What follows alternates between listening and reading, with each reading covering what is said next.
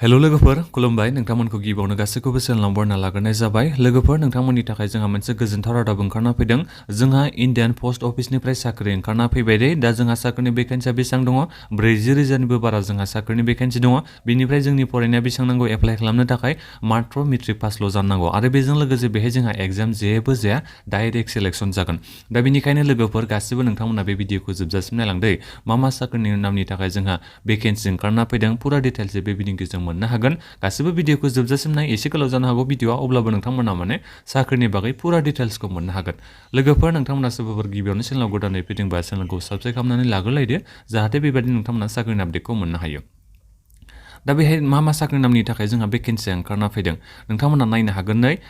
ग्रामीण डाक सेवक जायखौ जोङो जेडीएस बिनि थाखाय जोंहा रिक्रुटमेन्ट ओंखारना फैदों माने बे ब्रान्चनि सिङाव जोंहा रिक्रुटमेन्ट ओंखारना फैदों आरो दा साख्रिनि नामा मा जागोन साख्रिनि नामा जाहैबाय जोंहा पोस्ट मास्टार एबा एसिस्टेन्ट ब्रान्च पोस्ट मास्टार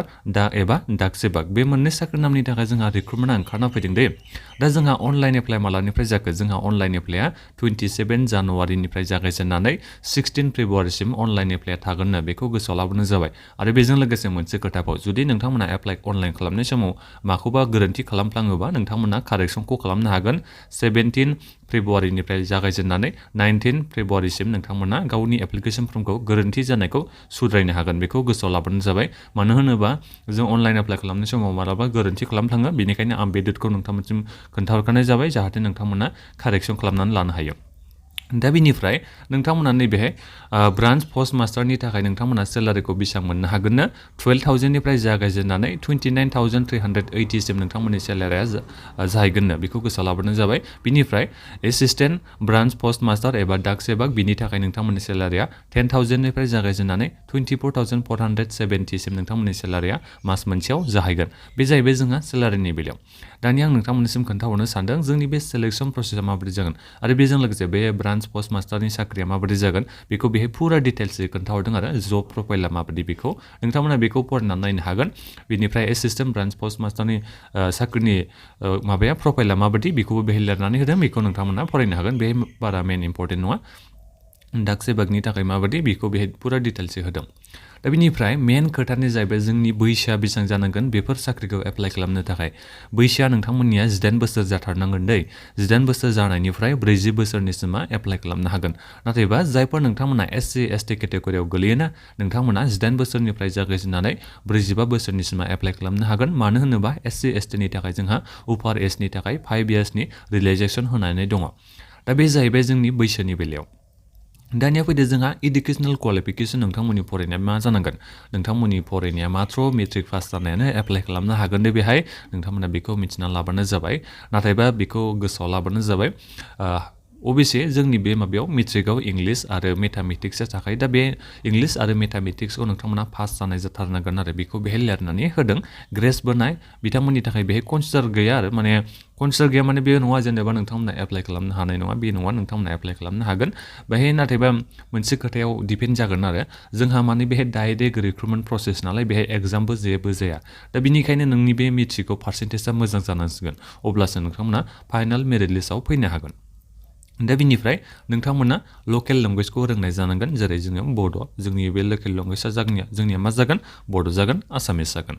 आदार क्वालिफिकेसन बेहाय knowledge of computer knowledge of cycling बेफोरखौ नोंथांमोननिसिम बेहाय लिरनानै होदों आरो माखासे क्वालिफिकेसन थानांगोन होननानै नाथायबा बेखौ बुङाखै जेनेबा नोंथांमोना कम्पिउटार सार्टिफिकेटखौ आपल'ड खालामनांगोन बेबादि होनाखै नाथायबा नोंथांमोननि कम्पिउटार सार्टिफिकेट थायोबा एसे गाहामसिन जागोन नलेज अफ कम्पिउटार माने कम्पिउटारनि नलेज थानांगोन नलेज अफ साइक्लिं साइकेल सालायनाय एबा गारि सालायनाय नोंथांमोना नलेज थानांगोन बेखौ बेहाय नोंथांमोननिसिम लिरना होदों आरो दा बेहाय मेन खोथा नङा बे आदार क्वालिफिकेसन बे जेबो खोथा नङा नोंथांमोना बेखौ मिथिना लाबानो जाबाय आं खोन्थाहरबाय अब्लाबो साइकेल सालायनो रोंनांगोन बेफोरखौ दा बेनिफ्राय फैदो जोंहा मेन खोथायानो जाहैबाय हाउ टु एप्लाइ माबोरै एप्लाइ खालामनांगौ माबोरै खालामनांगौ आं बेखौ एसे उनाव भिडिअ लाबोगासिनो दङ आं नोंथांमोननिसिम मबाइलजोंनो अनलाइन एप्लाइखौ खालामनो खोन्थाहरगोन आङो नोंथांमोना जेबो सिन्था खालामनांगौनि गोनांथि गैया दा बेहाय सेलेक्सन प्रसेसा माबायदि जागोन आं बेखौ आरोबाव खेनसे खोन्थाहरनो सानदों नोंनि बे मेट्रिकआव बेसेबां पार्सेन्टेज मोननानै पास जानाय बेयाव डिपेन्ड खालामगोन दा नोङो जुदि मेट्रिकआव मोजां पार्सेन्टेज लानानै एग्जामखौ पास जादोंबा नोंथांमोना सेलेक्सनखौ जानो हागोन फाइनाल मेरिट लिस्टआव नोंथांमोना फैनो हागोन दा बेनिखायनो आं रिकुवेस्ट खालामदों दे गासिबो नोंथांमोना बे एप्लाइ खालामनानै लालायबानो जाबाय दानिया आं नोंथांमोननिसिम खोन्थाहरनो सानदों जोंनि आसामनि थाखाय खैथा भेकेन्सि दङ आं बेखौ नोंथांमोननिसिम एसे खोन्थाहरनो दै बे अल इन्डिया भेकेन्सि नालाय बियो गासै साख्रिनि भेकेन्सिया बेसेबां दङ जोंहा 40,889 ता जोंहा टटेल साख्रिनि भेकेन्सिया दङ बे अल इन्डिया साख्रिनि भेकेन्सिसो नाथायबा बेहायनो जोंहा माखासे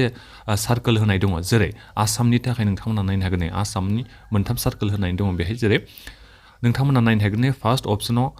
आसामिस जायफोर रोङो नोंथांमोना बेखौ एप्लाइ खालामनो हागोन दा बेहाय खैथा भेकेन्सि दङ आसामिस जायफोर नोंथांमोना रायलायनो रोङो नोंथांमोननि थाखाय 160 भेकेन्सि दङ आनरिजार्भआव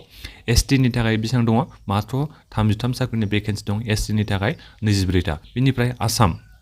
आसामनि सिङावनो जायफोर बेंगलि एबा बांला रायलायनो रोङो नोंथांमोननि थाखायनो 21 ता भेकेन्सि दङ आनरिजार्भआव एसटिनि थाखाय सानैल' दङ दानिया फैदो जोङो जायफोर बड' रायलायो दा नोंथांमोना जायफोर बड' केटेगरिनि साख्रिखौ एप्लाइ खालामनो सानदों नोंथांमोना लकेल लेंगुवेजखौ जेनेबा बड'खौ होयोबा दा बेहाय जोंनि थाखाय बेसेबां साख्रिनि भेकेन्सि दं आनरिजार्भनि थाखाय मात्र 3ल' दङ बिनिफ्राय एससिनि थाखायथ' सासेबो भेकेन्सियानो गैया बिनिफ्राय जोंहा जायफोर एसटि नोंथांमोननि थाखाय 9 जन साख्रिनि भेकेन्सि दं इडब्लिउएसनि थाखाय लाथिख' माने साख्रिनि भेकेन्सियानो गैया दा बेहाय जायफोर माने आसामाव जोङो जायफोर बड' लेंगुवेज प्रिफारेन्स खालामो जेनेबा बड' लेंगुवेजआव जेनेबा नोंथांमोना जबखौ मावनो सानोबा माने बड' लेंगुवेजनि केटेगरियाव नोंथांमोना जबखौ मावनो सानोबा नोंथांमोननि थाखाय माने बेहाय भेकेन्सिया जोबोद खम आरो नोंथांमोना बेखौ नायनो हागोन नै दाजाबनानै नायोबा नोंथांमोना बेसेबां मोननो हागोन मात्र बेसेबां दङ साख्रिनि भेकेन्सिया आं बेखौ नोंथांमोनसिम खोन्थाहरनो सानदों ओरै सिदा थाङोबा नै मात्र 16थाल' जोंहा साख्रिनि भेकेन्सि दङ टटेल साख्रिखौ दाजाबनानै दा बिनिखायनो जोबोद खम आरो बेहाय दा बिनिखायनो आं आसा खालामदों जों गासिबो बर'फ्राथ' माने आसामिसखौ रोंखायोआनोसै नोंथांमोना बेखौ एप्लाइ खालामनो हागोन नैबे आसामिस बे साबजेक्टनिखौ नोंथांमोना एप्लाइ खालामनो नाजाबानो जाबाय जायफोर नोंथांमोना आसामिस लेंगुवेजखौ मोजाङै रोङोबा